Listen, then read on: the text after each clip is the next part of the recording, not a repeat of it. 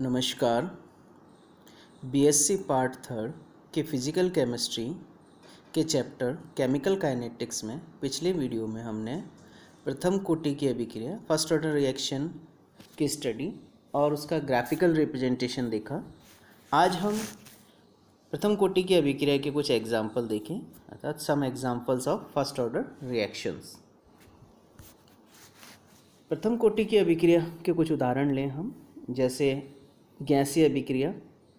गैसीय अभिक्रिया में हम एजोआइसोप्रोपेन का ऊष्मीय अपघटन या थर्मल डिकम्पोजिशन ऑफ एजोआइसोप्रोपेन की स्टडी करेंगे। इसी तरह से विलियन में अभिक्रियाएं यानी रिएक्शन इन सॉल्यूशन में हम हाइड्रोलिसिस ऑफ एस्टर के लिए उसकी कोटि का अध्ययन करेंगे। एस्टर के जल अपघटन के लिए अभिक्रिया की कोटि का अध्ययन करेंगे। इसी तरह से तीसरे प्रकार की अभिक्रियाएं प्रकाश सक्रिय अभिक्रियाएं हैं या ऑप्टिकल एक्टिव रिएक्शंस, जिनमें हम इक्ष्व शर्करा का प्रतिपन्न या इन्वर्जन ऑफ कैन शुगर की कोटि की स्टडी करेंगे। और चौथी जो रेडियो एक्टिव डिसइंटीग्रेशन रिएक्शंस हैं यानी रेडियो एक्टिव विघटन अभिक्रियाएं हैं, उनके लिए अभिक्रिया की कोटि का अध्ययन करेंगे। इसमें सबसे पहले ले हम एजोआइसोप्रोपेन का ऊष्मीय अपघटन, thermal decomposition of azoisopropane. एजोआइसोप्रोपेन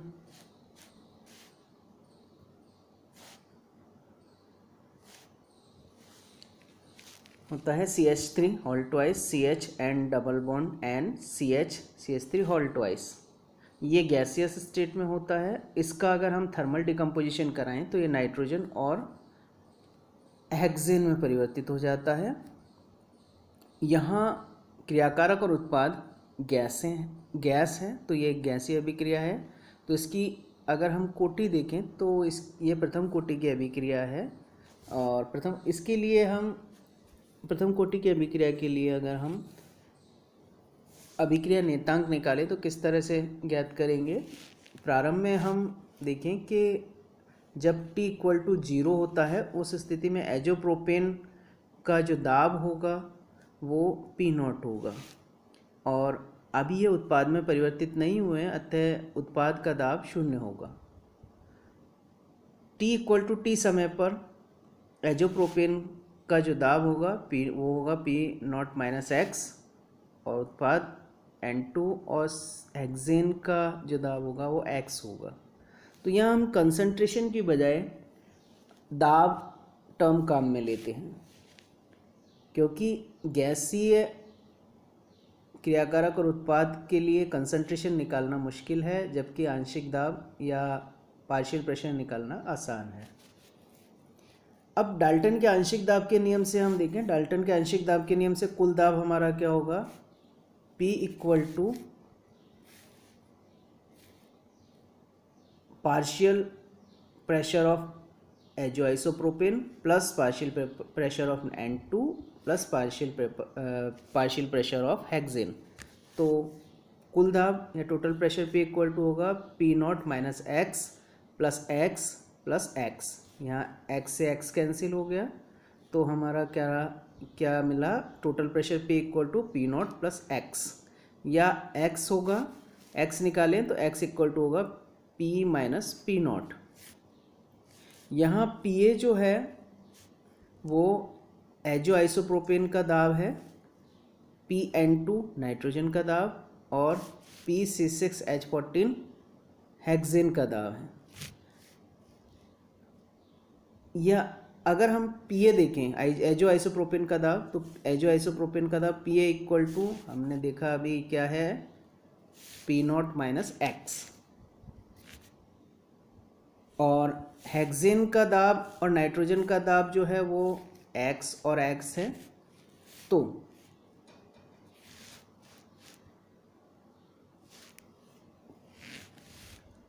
Pa = P0 - X में X का मान, यहाँ हमने X का मान जो है X का मान इस इक्वेशन में रखे हम, तो Pa = P0 - X में X का मान रखने पर हमें क्या प्राप्त होगा, Pa = P0 - P plus P0। यह हम ये कह सकते हैं कि P A equal to 2P0 minus P. अब चूंकि एजोप्रोपेन जो है उसकी प्रारंभिक सांद्रता A किसके प्रोपोर्शनल होती है, P0 की, और T समय पर जो सांद्रता A माइनस एक्स है वो किसके प्रोपोर्शनल है, PA के। यानी प्रारंभिक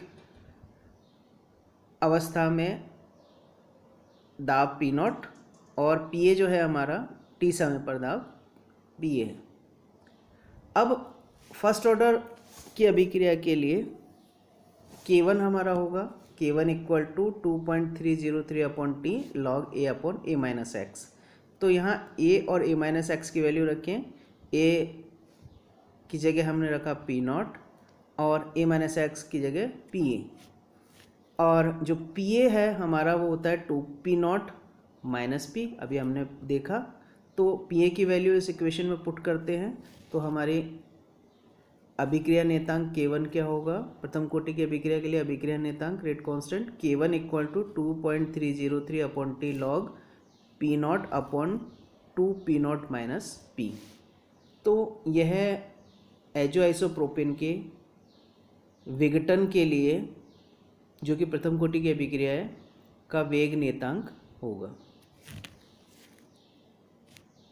दूसरी प्रकार की अभिक्रिया हमने देखी थी जलीय अभिक्रिया है, जिसमें हम स्पेशली हाइड्रोलिसिस ऑफ एस्टर देखें, एस्टर का जल अपघटन देखें।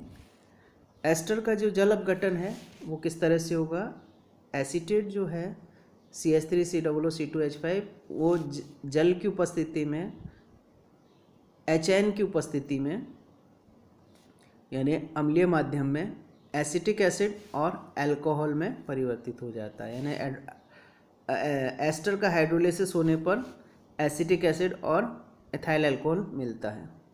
इस अभिक्रिया में H2O जो है वो आधिक्य में लेते हैं, यानी बहुत अधिक मात्रा में लेते हैं, तो H2O की सांद्रता में परिवर्तन लगभग नगण्य है। अतः जो अभिक्रिया वेग है वो केवल एस्टर की सांद्रता पर निर्भर करता है, इसलिए यह प्रथम कोटि की अभिक्रिया है। चूँकि इस अभिक्रिया की अणुसंख्यता तो 1 और 1 2 हो जाती है, परंतु कोटि 1 है, अतः इसे हम छद्म प्रथम कोटि की अभिक्रिया कहते हैं या शूडो फर्स्ट ऑर्डर रिएक्शन कहते हैं। इस अभिक्रिया में जो एसिटिक एसिड बनता है उस एसिटिक एसिड का हम NaOH क्षार के साथ फिनोफ्थैलीन सूचक की सहायता से अनुमापन करके प्रयुक्त क्षार या प्रयुक्त NaOH का आयतन ज्ञात कर लेते हैं। माना प्रारंभ में जो क्षार का आयतन है यानी T इक्वल टू 0 पर क्षार का आयतन NaOH का आयतन हमें मिलता है V0।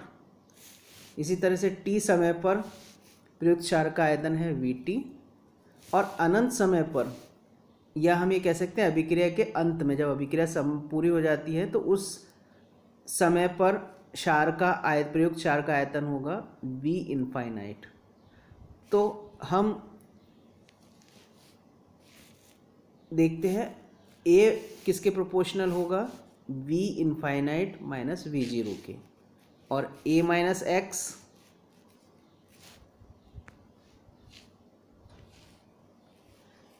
एक्स प्रोपोर्शनल होगा V इनफाइनाइट माइनस V0 के। अब हम फर्स्ट ऑर्डर रिएक्शन देखें। फर्स्ट ऑर्डर रिएक्शन हमारा K1 इक्वल टू होता है 2.303 upon T log A upon A minus x. तो यहाँ A और A माइनस एक्स की वैल्यू रखते हैं, तो A की वैल्यू है हमारी V इनफाइनाइट माइनस V0, और A माइनस एक्स किसके प्रोपोर्शनल है, V इनफाइनाइट माइनस VT के, सॉरी यहाँ T होगा, तो V इनफाइनाइट माइनस VT के। तो हमारी एस्टर के जल अपघटन के लिए जो कि प्रथम कोटि की अभिक्रिया है उसके लिए वेग नेतांक K1 होगा, K1 equal to 2.303 upon T log V infinite minus V0 upon V infinite minus VT।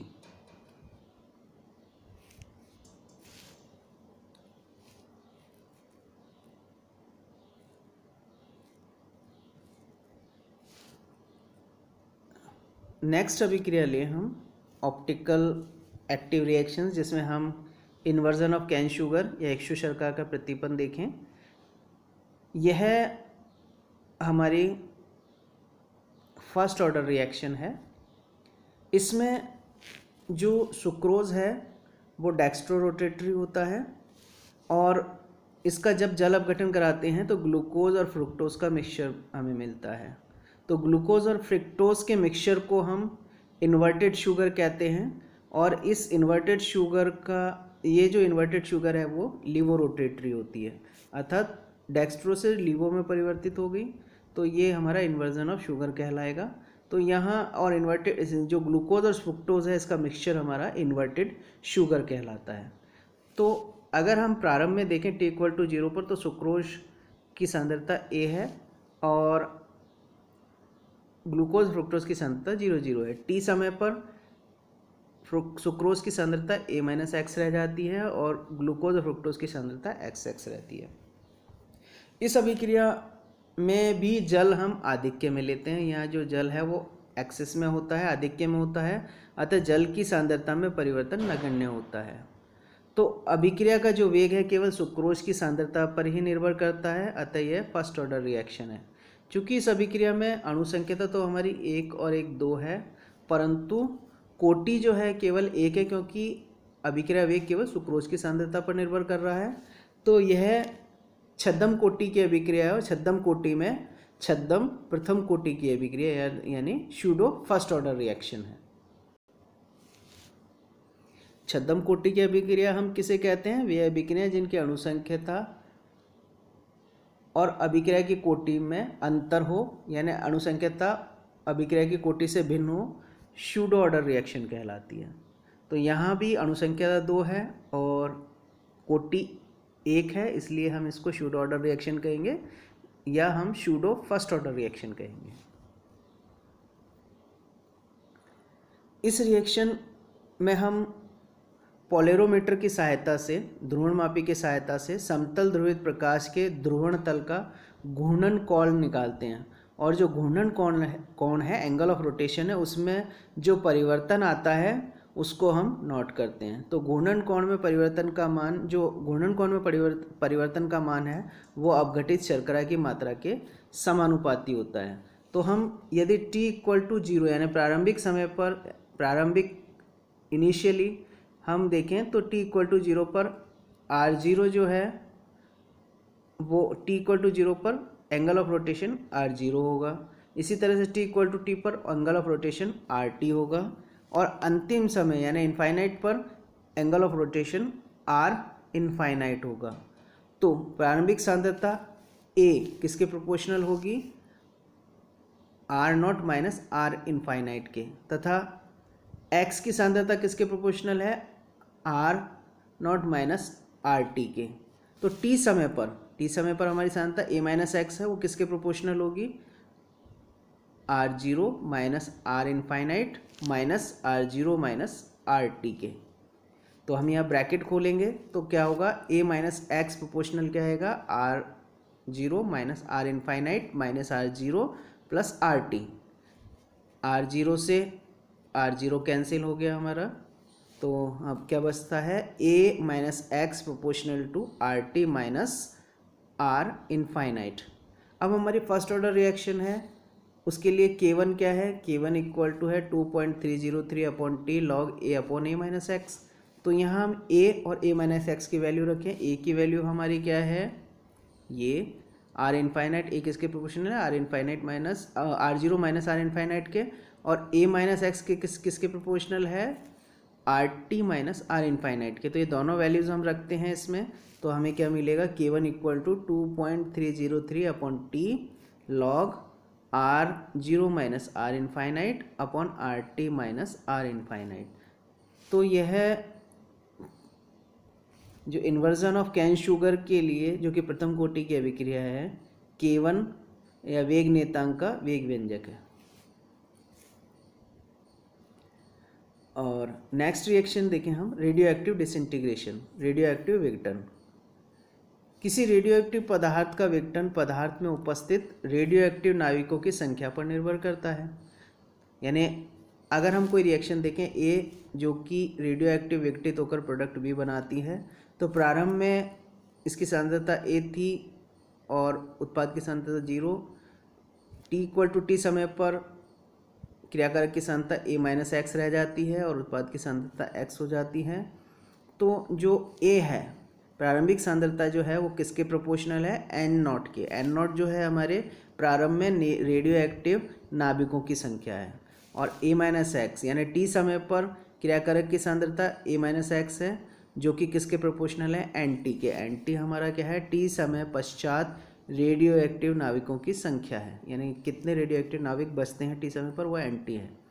तो हम फर्स्ट ऑर्डर रिएक्शन के लिए देखें, K1 = 2.303/T log A upon A minus x है। तो यहाँ A और A माइनस एक्स की वैल्यू रखें। A किसके प्रोपोर्शनल है, हमारे एन नॉट के, और A माइनस एक्स किसके प्रोपोर्शनल है, एन टी के। तो N nought upon N T रखी हमने वैल्यू, तो हमारा K1 क्या आता है, K1 = 2.303/T log N nought upon N T. या हम ये कह सकते हैं कि K1 क्या है, एक क्षयांक है, डीके कांस्टेंट है, जिसको हम लैम्डा से व्यक्त करते हैं। तो lambda = 2.303/T log N nought upon N T होगा।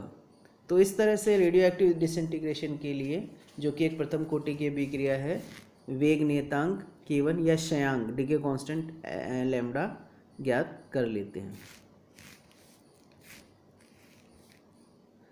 तो ये प्रथम कोटि की अभिक्रिया के कुछ एग्जाम्पल्स थे। Thank you.